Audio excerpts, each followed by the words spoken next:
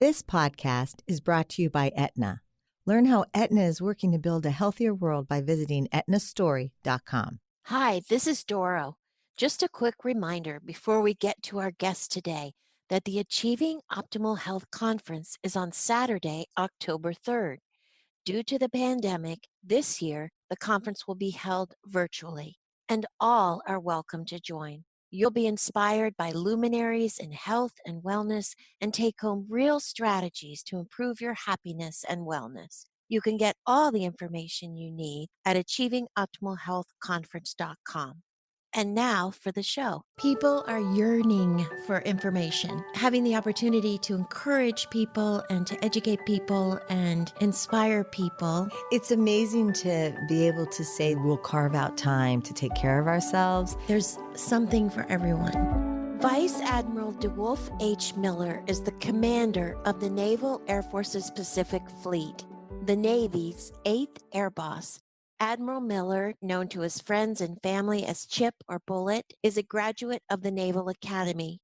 In his accomplished naval career, among the many leadership posts he has held, Admiral Miller previously commanded the USS George H.W. Bush CVN-77 and the Bush Carrier Strike Group 2. And that's how Tricia and I know him. He was the second commanding officer of the Bush, and he and his wife Ellen are great friends. Welcome, Chip, to Health Gig. I'm very excited to be a part of this. Well, we want to begin because Tricia and I, we're a personal friend of yours, but we want everyone to know you the way we do. And so we want you to start by talking a little bit about your life and how you got into the Navy. And let's start with Ellen, who we love, and we know she's a huge part of your life. And so let's start there. Perfect. I kind of love her too. And, like to say, she is the reason for any success that I've had. Interestingly, I met Ellen when I was 13 years old.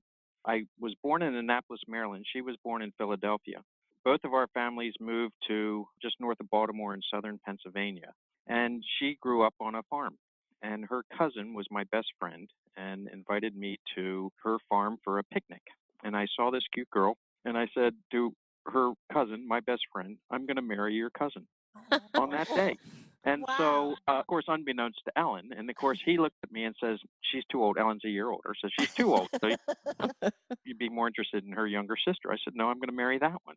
So fast forward, we really started dating while I was at the Naval Academy. Got married 21 days after graduation in 1981. And we have just enjoyed this career, this progression, this journey of service for the last 39 years together. What made you want to go to the Naval Academy?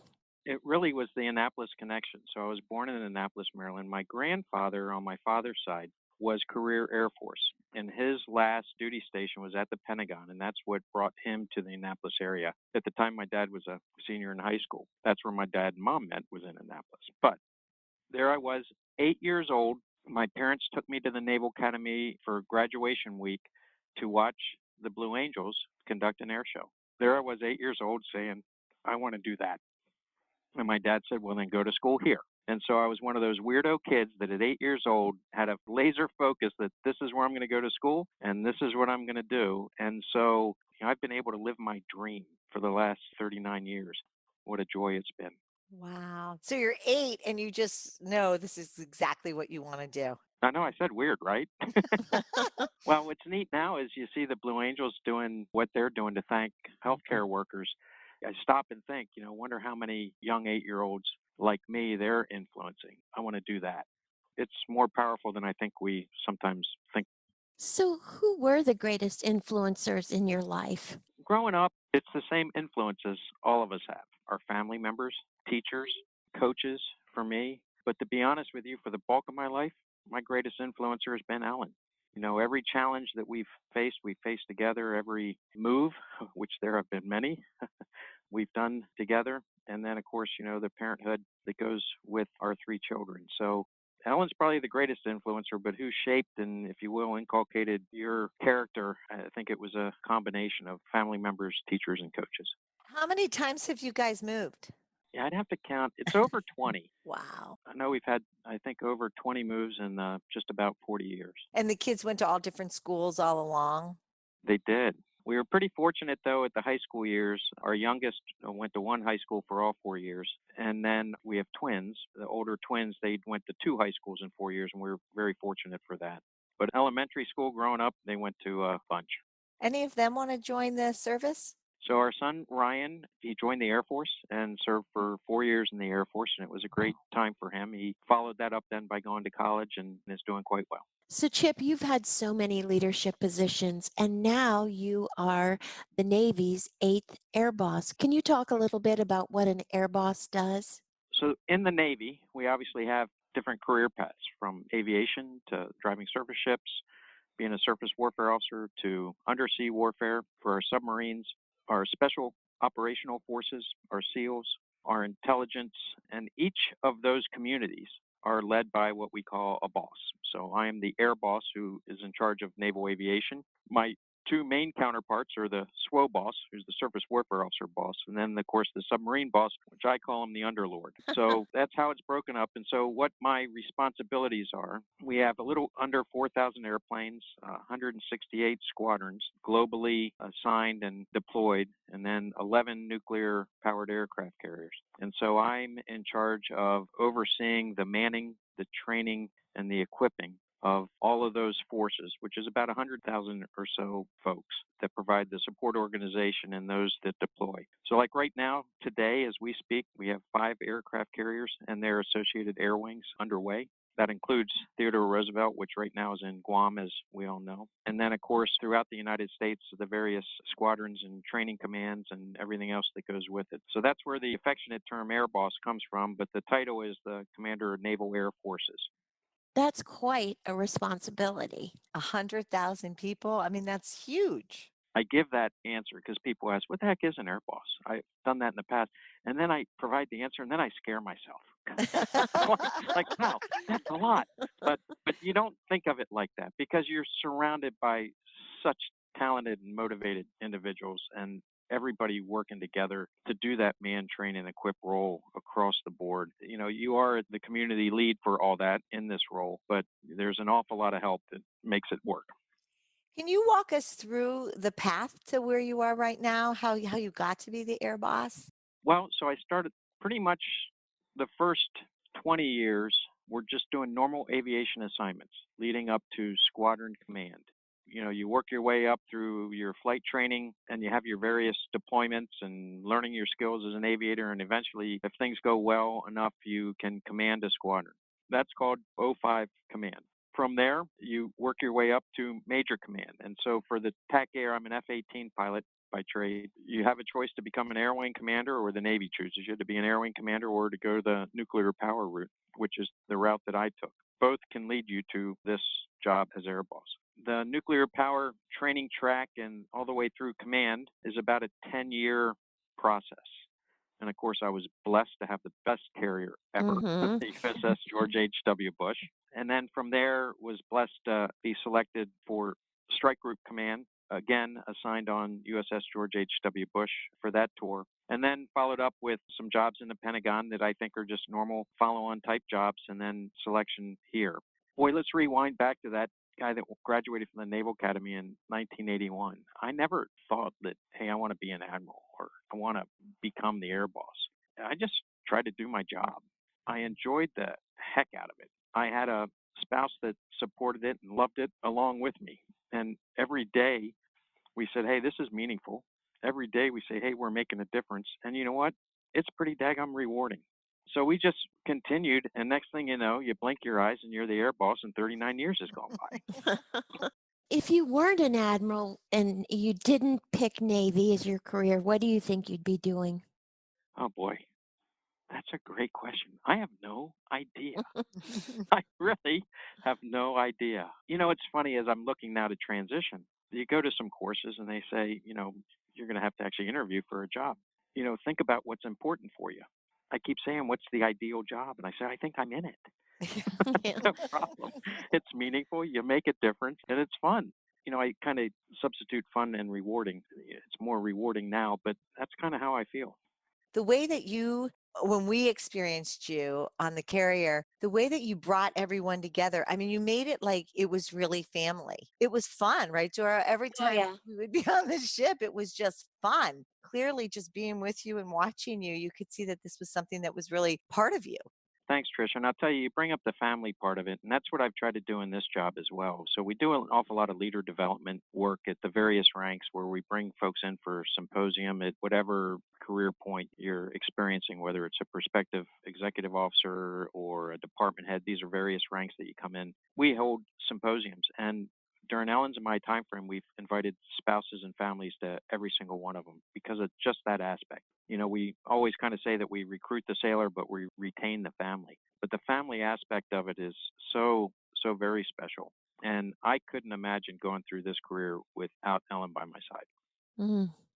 We know by looking at you what a good leader looks like. But what do you think are the aspects that make a good leader? Leadership to me is it's a topic that I could talk on for hours. I've been really fortunate to work for some pretty amazing leaders. I try to learn from each. And even those times that you observe somebody that maybe is the opposite of that, you learn from that as well. The folks that I've worked for that I, if you will, put into that category, they were all inspirational. They all made me want to do better. They all had an awful lot of energy. They all led by example. I think trust is one of the foundational elements. Without the trust of others and their trust of you, I don't think you can lead, and those won't follow if they don't trust you. I think one of the probably undervalued character traits, if you will, of a good leader is that they're humble. I think that humility makes you more approachable. I'll give you an example of that. If I go out to a ship and I walk down the hangar bay or the passageway, they don't know who I am, but they'll see the 3 stars on the shoulder, and I'll go up to those sailors and say, "How you doing today?" And if I ask that same question to 100 sailors, what do you think they're all going to say? "I'm doing great." They may be having the worst day in their life, and they're going to tell you they're doing great. But being that humble leader, somebody that you can actually say, "No, really, shipmate, how you doing?" You have that approachability and you show that you care and you're compassionate and genuine in that approach. Those are the kind of folks that I always tried to emulate and model myself after because they were the ones that always inspired me to be a better person. I'd ask you the same question, Doro and Tricia. You've been and seen and observed and are pretty accomplished leaders in your own right. What would you add to that? Chip, you mentioned compassion earlier, and that's something Trish and I talk a lot about. To know that you are in the shoes of someone else, that you're able to understand what's going on in their lives, having compassion for some of the difficulties. I think that is part of a good leader. Tricia, what do you think? I think you're right on with that. And I'd also add to that the importance of listening. I think a great leader is someone that can listen and hear people in a way that they know that they're heard and appreciated. It's interesting, the listening point, to expand on that a little bit. When we hold courses that I touched on earlier, I'll ask some of the mid-grade leaders one question. I said, "When's the last time you've had your mind changed?" And it's interesting, you'll see some of them, they're thinking, right? Yeah. Wow. And I said, well, if you're struggling, then either A, you're always right, or B, you don't listen.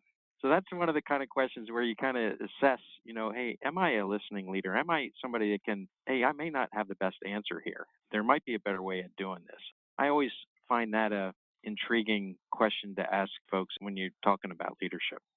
Another mark of a leader seems as though they come up with nicknames pretty easily for folks. But I guess this is also your call names, right? In the Navy. Can you talk about that? That's a naval aviation thing, is having a call sign. So they pretty much follow in a couple different categories, either something that you've done that earned you that call sign, or maybe something on your name that would fit into a call sign. Or for me, it was the physical attribute of I was 21 years old and I was completely bald, as I am today. And I was a little skinnier, and they said, "You look like a bullet," so therefore call sign bullet. So it's been my call sign for pretty much all of my aviation career.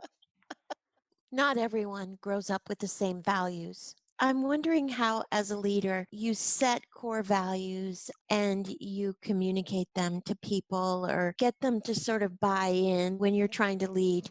Two things pop into my head when you ask that question. One is at a personal level. and the other is kind of as a community lead.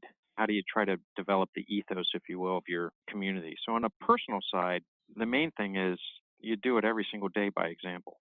It isn't something you sit there and go, hey, I'm going to lead us. You just try to do it by example. You say what you're going to do and you do exactly what you're going to say, and you lead by example, and you try to hope that others find inspiration there. Overall, my approach is called, I guess, a servant approach, where I'm always trying to set others up for success. It's not about me. It's not about my organization. It's about how we're setting others up for success, the sailors and their families, and the organizations that we are fortunate enough to lead. From a community standpoint, I actually put it in writing.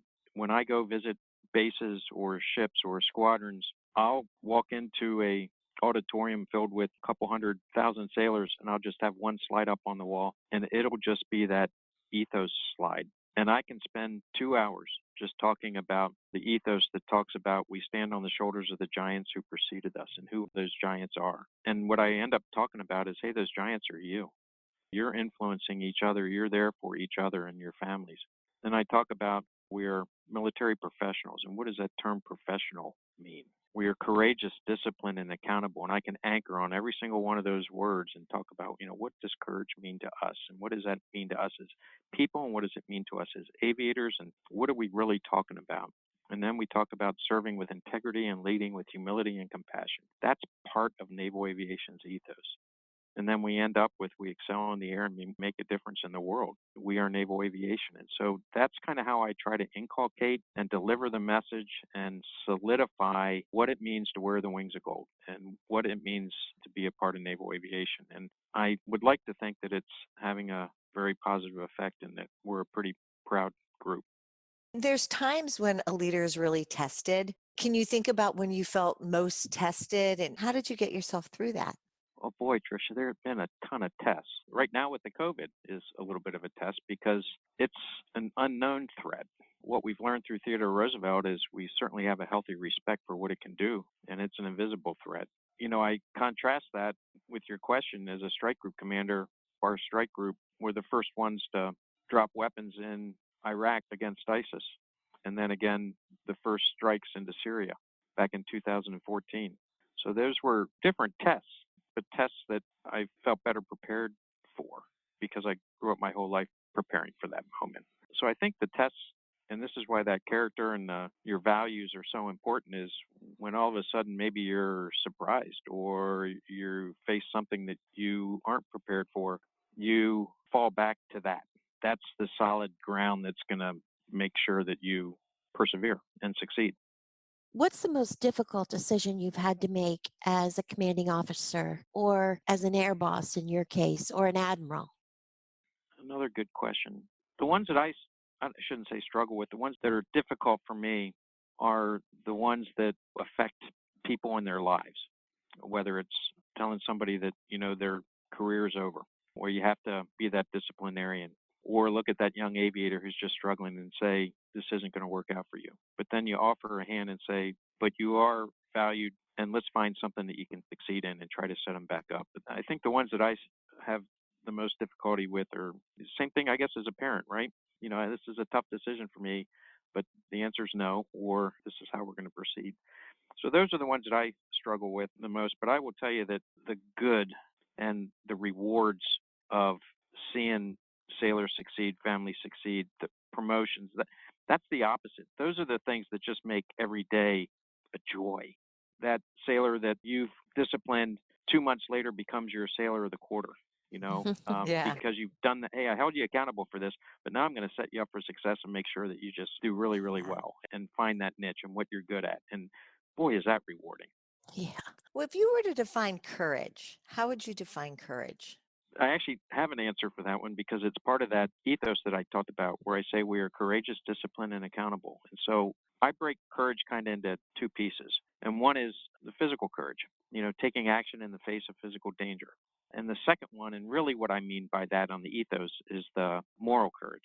I define it as a choice to act with integrity and do what is good, right, and proper, even at personal cost and without a selfish incentive.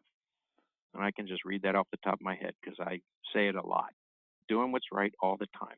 Even though people say that, we still see those that struggle in that area, good people that struggle in that area.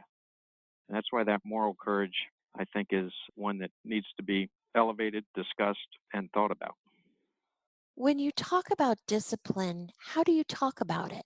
I talk about it mostly about discipline in every single thing we do. I'll give you an example. Somebody's driving to work. They're speeding, not following the rules, running through red lights, and then all of a sudden they show up at the squadron spaces, and all of a sudden now they're going to be disciplined. So I talk about discipline both at work and at home. I talk about discipline on the ground and in the air. For F-18 guys like myself, we fly a single-seat airplane. So, hey, if I'm at 10,100 feet instead of 10,000 feet, what's the difference? Well, the difference is you're always striving for perfection. You hold yourself to a higher level of accountability, and you're going to be disciplined in your approach to do it.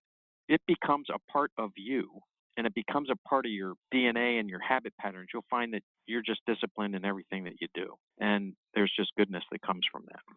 And then what does it mean to be accountable? I think any of us could talk about the accountability. It's owning it, right? Not having excuses, and then working to improve, that continuous improvement. The accountability piece, I could do a whole hour on, but the bottom line is just if you're in charge of something, then own it. The standard rules of praising in public and reprimand in private, but make sure that you are accountable for the things that you're supposed to be accountable for, and you hold people accountable for the things that you're supposed to be accountable for. And a lot of times, I get this, hey, I'm working on this. Well, what does that mean? You give a project. Well, I'm working on it. When are you going to have results? Give me exactly what you're expecting by when, and then I'm going to call you on that day and make sure that that's what you achieved. And if you didn't, then what did you learn from that? And then how can I help? What help do you need? And then that sort of approach to problem solving, if you will.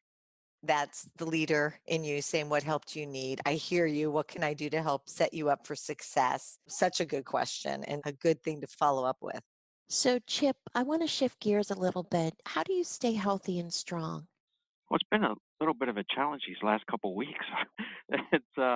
Ellen's doing a lot of baking. But I think with a disciplined approach to wellness and having that be a part of how we live our lives every day. So for me, I'm pretty strict as far as when I go to bed at night and when I wake up in the morning, and I'm very much a creature of habit.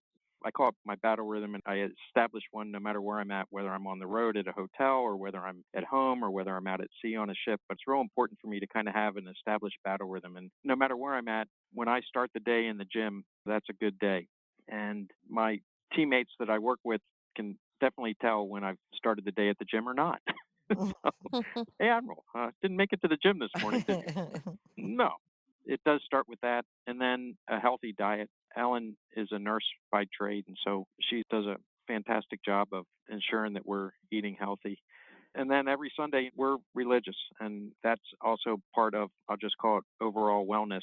And grounding is a combination of spiritual well-being, mental well-being, and physical well-being all kind of wrapped into one. And it's just part of how we live our lives, and it's a big part of how I approach every day. How do you bring that to your crew and the 100,000 people in your world? The one thing about the military, so I'm 60 years old. I'm at the top end of the age group. For the most part, our sailors, our units, they're all fairly young and they're all fairly healthy. I'll use our carrier as an example. We have a health promotion and wellness councils on our aircraft carriers. We hold classes from everything from tobacco cessation, sleep hygiene, nutrition. We have our physical fitness tests that we have to do. Just for an example, the medical facilities that we have on the carrier, it's a 55-bed ward, 3-bed ICU. We have 6 doctors, a general surgeon, an anesthesiologist, physician's assistant, physical therapist, critical care nurse, a psychologist, of course, a full dental place, dentistry, if you will. Our squadrons each have flight surgeons and corpsmen, so it's a healthy place to be honest with you, on an aircraft carrier. There are gyms throughout the ship and exercise equipment, even in stairwells as you walk around, tucked in various corners. With that also comes a very strong religious ministries department. So I think kind of the combination of our chaplains, our health professionals, fleet and family counselors, all those services are available to sailors at sea. And then that connectivity of care continues when we transition ashore. I think it just kind of comes natural as being part of the military and the focus on healthy mind, body, and spirit. Part of that is probably why I feel so comfortable leading an organization that has the same approach and opportunities as I personally lead my life. Chip, I know there have been some mental health concerns recently across the Navy. What kind of strides are you making in this area? When I grew up, we didn't have a psychologist on board an aircraft carrier. And when I commanded Bush was the first time I had a psychologist as part of the medical staff. And I'll tell you, that person was the busiest doctor on board. I found that interesting. I had a very close personal friend, and it was in the news a while back, Admiral Scott Sterney, who committed suicide out in Bahrain as the Fifth Fleet Commander. That brought it home. And so now I, move into this job. We have resiliency counselors plus our psychologists out on our carriers. What I'm trying to do now is get a mental health professional at every single one of our wings. Wings are how we, our F-18 wings in Lemoore, California, and Oceanic, Virginia. These are the various airplanes. They have wings ashore, and then, of course, they all transition out to the carrier. I'm trying to have a mental health professional that's assigned to every single one of those wings so that they're, along with the flight surgeons, providing not just physical, but the mental care that our sailors need. And it's right there on the spot. I don't have to call and wait a month to get an appointment and see a doc that I don't even know. This is something that's right there on the base, on the flight line. I haven't achieved 100% success there, but it's very important to me. And so it's one of the things on my to-do list before I transition from this job here in October. That would be very helpful. I think that, again, the leader that you are and you identified that, that would be amazing. It's an aspect that we need to pay attention to. And I want to attack this not just by providing mental health professionals. I want to interweave it into our training, into our schoolhouses, into everything else such that our sailors know at every step of the way, whether you're enlisted, whether you're an officer, that, hey, there's help here for you. It's okay to ask for help. And not only that, it's part of the setting you up for success. We're here with you. And so when folks, again, have leaders they can trust, that they feel are genuine and looking out for them, then you know what? They'll reach out and we will improve there. Well, I think what you're saying is that when they join and they start and they're young, they start learning about this as part of sort of the whole infrastructure. Exactly. That's awesome. That's really awesome. What is your greatest hope for your sailors? Really, it's that their lives are enriched by their time in the service and from serving. Whether you serve for 4 years or like me for just short of 40, that you feel that I grew from this, my life is better because of this. You know better than most the value of service. You've seen the Points of Light Foundation and how meaningful people, when all of a sudden they go out on a project and they go, wow, this was really rewarding. I'm going to do more of that. Their lives are enriched by that opportunity to serve, whether it's service in the military or service in our community. I really just hope that their time in the military helps them in life. We're now living in the era of the coronavirus. How is the Navy responding to the pandemic? I earlier talked about, the man, train, and equip and the forces that I command, which include our aircraft carriers and, of course, squadrons and operations for Naval Aviation. So the priorities with respect to coronavirus are pretty much three, which is the first one is protect the force and our families. The second one is preventing the spread. And then the third one is maintaining readiness. On the readiness side, it's really important to know that we're continuing to operate. I mentioned we have 5 aircraft carriers and their air wings at sea right now. We continue to fly airplanes. We continue to train. We continue to operate our forces in the defense of our nation. And so that's very important that we're able to do it. Now, how we do it has certainly been affected by this. Very newsworthy is Theodore Roosevelt. We're learning an awful lot about the virus and about how to clean our ships and restore readiness through what's happening on Theodore Roosevelt. So I'm proud to say that the ship is clean and we're returning sailors back onto the ship. And so 2 negative tests, 2 solid tests will, if you will, the admittance back onto the ship. But we expect to have that ship back up to full speed and back at sea here in the coming weeks.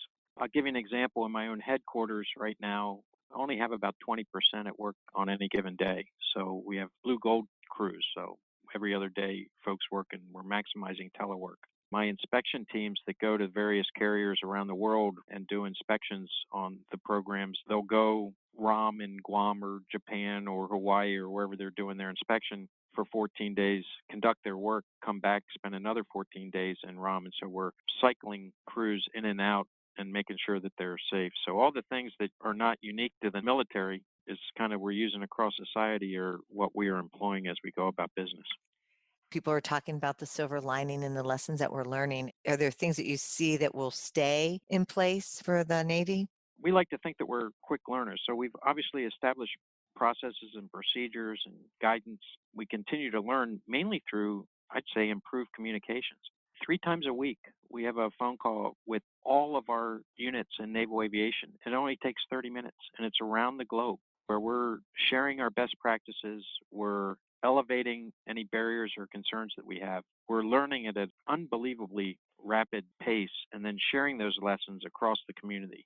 We're bringing in commercial best practices. So, hey, guess what? Military, you may not have the best practice. Somebody else may. So we're bringing that in. So for us, we're working closely with commercial aerospace industry to make sure that how we're cleaning our airplanes, that we're keeping up with the right equipment and everything else matches what they're doing. So from the goodness side, I think the communication that we had set up to maximize learning and share best practices is something I would like to continue. The other thing is I think we've kind of proven to ourselves that teleworking works. Yeah. You Yeah. know, oh no, I can't do that. Oh, guess what? You can, and it's working. I think that we'll probably see maybe that becoming more mainstream than possibly what it was in the past. What have you seen? I think it's a great question. I'd like to learn from others as well. I think you're right. I think the teleworking is something that, for example, doing this podcast, right? I mean, it's kind of worked out that we can keep our podcast because when we first started, we were like, what are we going to do? Right. And now we see that this is a really good way to do it. But the other thing that you said, which was really interesting, is the communication. People talking more, people sharing best practices more. I think we're even seeing that during our own little small business. Mm-hmm. It just seems that people have kind of gathered on together and almost a shared cause. I didn't like the term social distancing. So what I tried to twist that into is no, we're going to apply physical distance, Yeah, but we right, want to be socially connected. right. So okay with physical distance, but let's not lose that social connectedness. And when you talk about mental health and about wellness and mindfulness and everything else, that socially connected is really, really key. The last thing I needed was, sailors sitting by themselves in isolation or quarantine because they were positive and not having somebody to reach out to or to talk to. And so we say that we're physically distant, but we're socially connected. And I think that's something that we'll need to be mindful of moving forward. Chip, we hear you say the distinction between physical distancing and social distancing, and we really couldn't agree more. There's a recent Harvard study, and it talks about how loneliness is really more of a killer than even obesity and drinking and smoking, and really how relationships is the way for us to live not only longer, healthier lives, but happier lives. And Chip, Trisha and I have actually created a course called the Co-Mindfulness Project where we study mindfulness through relationships. I think you're onto something, and that's really going to be rewarding moving forward. I mean, you think about what I have popped up in my head is, the family sitting around a table with all of them head down into the phone. That's not Mm-hmm. social connectedness, right? Right. Right. When I'm not talking social media connectedness like that. I'm talking about the fact that you aren't alone and that there are an awful lot of things that we can be doing to connect in a meaningful way. And I'll tell you, that's a part of leadership too. How do I ensure that my people feel like A, they belong, and two, that they are, a part of the organization? One of the things we did, it was interesting under the ethos on naval aviation, was we started a campaign that was We Are Naval Aviation. And we did videos which showed civilians that are working on technologies that go into airplanes that, hey, they're a part of this team. Everybody thinks of the pilots and the maintainers and what happens on the flight deck, but boy, there's a ton of folks that are a part of this organization that I really wanted to make sure that they know that they're valued. I kind of digress a little bit from the social connectedness, but it's tied in together from the fact that, hey, I'm a part of a team. And I really like that. Chip, we ask all of our guests 2 questions. And the first is, what is your favorite quote? You've heard me say my favorite quote. Yeah. So, okay, now you're saying, which one is it? As you know, the motto of the USS George H.W. Bush is freedom at work. Mm-hmm. And that motto was derived from Doro, your father's inauguration speech, where he said, we know what's right, freedom's right. We know what works. Freedom works. And so for those of us that served on that ship, we were freedom at work. And so that quote is a part of me, and what it stands for is a part of me. So thank you. Sorry. That's okay. And the second question we ask all of our guests is, what is your favorite book? It's whatever I'm reading now. I think that's probably an overused answer, but books just enrich our lives. The one I just finished is, of course, Pearls of Wisdom, which I think Good was a one. pretty favorite book. Do you ever think of writing a book? That's a good question. I have thought about writing about different topics or experiences. So I don't know if I'll ever act on that, but it intrigues me. Yeah, you should. You should write to her. You should write it Definitely. 100%. On my desk at work, there is a leadership book. And of course, there's so many leadership books. But again, under the theme of what I've read recently, this one's called Becoming a Leader of Character. And it's written by, believe it or not, I'm actually reading a book written by an Army guy, by General James Anderson, Army retired, and his son, Dave Anderson. The foreword's by Coach K. And it was a book that I thought was easy to read and talked about the tenets of leadership that we've touched on today. So I thought it was appropriate. Yeah, I mean, I think we all, in this time and other times, I mean, we all are in search of good leaders. And as you said, that you tell your sailors that they are a leader, that we all can be that. So, gosh, a book from you on that topic would be very well received. Well, thank you. You're welcome. All right, you're providing me motivation. You're inspiring me. Good. All good. Chip, thank you so much for joining us on Health Gig today. We just loved having you. We learned so much about leadership, and we just admire you. Well, thank you very much. It was my absolute pleasure. Thank you for this opportunity. All the best. Thank you for joining us on Health Gig. We loved having you with us. We hope you'll tune in again next week. In the meantime, be sure to like and subscribe to this podcast and follow us on healthgigpod.com. I'm Tricia. And I'm Doro. Be well.